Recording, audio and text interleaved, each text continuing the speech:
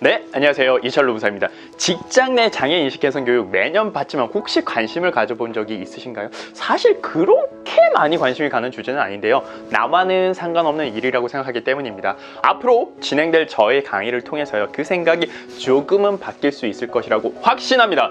강의 순서는요. 직장 내 장애인 인식 개선 교육의 중요성, 정의, 유형, 마지막으로 삼행시로 강의를 마치려고 하는데요. 지금부터 시작하겠습니다.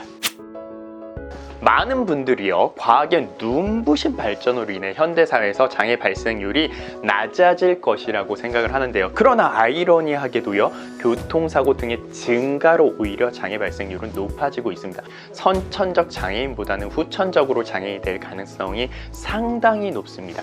장애인 고용공단의 자료에 따르면 전체 장애인 중에요, 사고와 질환으로 장애가 발생한 사람이 무려 73.3%에 달한다고 합니다. 이것이 바로요, 우리가 장애인 인식 개선 교육이 남을 위한 것이 아닌 우리 모두를 위한 것이라는 아주 중요한 이유 중에 하나 있겠죠. 장애인이란 과연 무엇일까요? 장애인이란 장애인 고용 촉진법이란 법률에서는요, 신체 또는 정신장애 장애로 장기간에 걸쳐 직업생활에 상당한 제약을 받는 자를 말한다고 정의하고 있습니다. 그렇다면 우리나라 등록 장애인은 몇 명 정도일까요? 2019년 기준으로요, 261만 8천 명이 대한민국 전체 인구 5.05%에 해당하는 수가 장애인이고요. 인천광역시 숫자가 한 300만 명이라고 하니 거의 인천 시민과 맞먹는 수가 장애인 등록 인구라고 말씀을 드릴 수가 있겠습니다.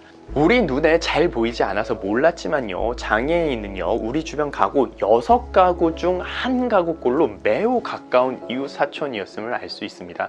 등록 장애인 중 가장 많은 장애 유형은 지체 장애입니다.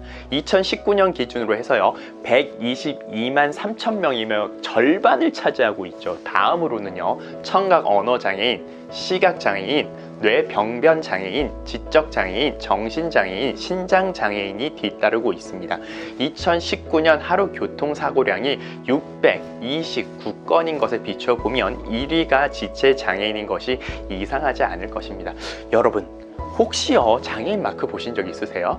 68년 국제표준화기구에서 제작된 이 마크는요, 수동적이며 의존하는 사람이라는 사회적 인식을 나타낸 비판이 있었습니다. 이러한 인식을 바꾸기 위해 뉴욕시에 거주하는 사라 핸드렌이라는 디자이너는요, 기존 장애인 마크에다가 어떻게 했냐면요, 장애인 마크에다가 조금 더 역동적인 이미지를 부각을 해서요, 능동적인 장애인의 모습을 담고 있습니다. 이렇듯 장애인에 대한 사회적 인식은 점차 느리지만 긍정적으로 변해오고 있습니다. 장애인에 대한 인식은요, 호칭을 통해서도 나타날 수 있는데요, 포스터에 나타난 장애우라는 호칭이 과연 맞을까요? 장애우는요, 장애인을 동정하는 듯한 느낌이 강하여 뭔가 베풀어야 하나 라는 느낌이 든다고 합니다. 따라서 장애인이 맞는 표현이겠죠. 이 사진은요, 합정역 화장실에 붙어 있던 사진입니다. 일반인 출입 금지 라고 써져 있던 것을 비장애인이라고 고치고 그 다음은 정상인으로 또 고쳐놨네요. 그렇다면 비장애인, 정상인, 일반인 중에 어떤 호칭이 올바른 것일까요? 네, 맞습니다. 비장애인이 맞는 표현입니다. 일반인, 정상인이라고 한다면 장애인은 일반적이지 않고 비정상적인 사람이라는 인식이 드러날 수 있기 때문이죠. 자, 이제는 구체적으로 장애의 유형과 무의식적으로 생각하게 되는 장애에 대한 잘못된 인식 그리고 에티켓에 대해서 살펴보겠습니다. 장애는 총 15가지가 있으며 신체적, 정신적 장애로 나눕니다. 장애 유형 중에서요, 등록 장애인 수가 많은 장애 유형에 대해서 자세히 살펴보겠습니다. 신체 장애 중 외부 기능 장애에 속하는 지체 장애는요, 몸통과 팔, 다리에 장애가 있는 상태를 말합니다. 등록 장애인 중 46%를 차지하고 있죠. 우리는 무의식적으로 지체 장애인은 체육 활동을 좀 귀찮아할 것이라고 생각할 수 있지만 그들 역시 체육 활동을 즐기고 싶어 하며, 지체 장애인이 넘어졌을 때는 무조건 팔을 잡아주고 일으켜주는 것이 무섭겠죠 아니라 도움이 필요한지 물어보아야 합니다. 또한 회의 장소를 선정할 때도 휠체어로 이동할 수 있도록 턱이 없는 장소여야 하며, 엘리베이터를 탈 때는 휠체어가 완전히 들어가고 나올 때까지 문을 잡아주는 센스가 이해가 필요합니다. 두 번째로요, 청각 언어 장애인입니다. 모두 수어를 사용할 수 있을 것이라고 생각하지만 사랑합니다. 수어를 사용할 수 있는 장애인은 소수에 불과하고요. 수어 이외에도 입모양으로 대화하는 구와 펜으로 글씨를 쓰는 필담 등 다양한 방법으로 소통하는 경우가 많습니다. 또한 청각 장애인이면 아무런 소리도 듣지 못할 것이라고 생각합니다. 그러나 난청 정도에 따라서요, 어느 정도 소리를 들을 수 있으며 보청기와 보조구 사용하면 일상 대화도 가능합니다. 안녕히요. 혹시 말이 어눌하고 잘 듣지 못하면 무의식적으로 지능이 낮을 것이라고 생각하고 있지는 않았었나요?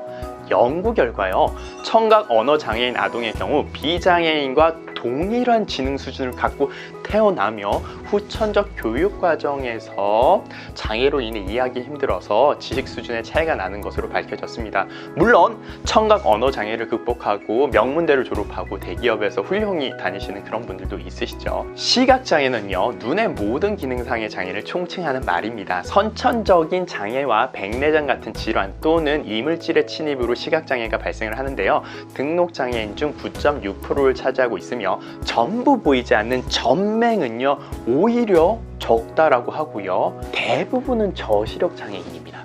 사물이 겹쳐 보이는 복식, 노화로 누구나 겪는 약식, 중심만 잘 보이는 주변 시야 장애 등이 이에 해당하는데요, 훈민정음을 창제하고 나라 말씀이 거룩하샤, 해시계 자경루 등 수많은 업적을 남긴 세종대왕 또한 저시력 장애를 갖고 있었다라고 하죠. 또 다른 오해로서 시각장애인은 점자를 해독할 수 있는 능력이 있다고 생각을 하는데요. 그러나 점자 해독이 가능한 시각장애인은 전체 중 5.2%에 불과하고요. 실질적으로는 돋보기 확대경 등을 사용하고 있죠. 시각장애인과 같이 걸어가거나 길을 안내할 때는 어떻게 해야 될까요? 먼저 지팡이를 잡고 있는 손의 반대편에 서서 팔꿈치를 잡거나 잡게 하여 안내하게 됩니다. 팔꿈치의 각도를 보면서 오르막이구나 내리막이구나 그런 걸 파악을 한다라고 하고 있습니다. 또한 애매모호한 표현보다 좌우 이식걸음 앞에 구체적으로 말씀을 해 주셔야 되겠죠. 뇌병변 장애는요, 뇌성마비, 뇌졸중, 외상성 뇌손상 등의 뇌질병으로 인해 발생하는 신체적 장애입니다. 등록 장애인 중 9.6%이며 뇌병변 장애인이 말할 때에는 얼굴이 일그러지거나 몸을 계속 움직이게 되는 특징이 있습니다. 때문에 지능이 낮다고 생각하거나 동생 같은 마음의 반말을 사용하는 경우가 종종 있는데요. 그러나 겉모습만으로는 지능을 판단할 수 없고요, 하나의 인격체로서 존중받기에 충분한 사람입니다.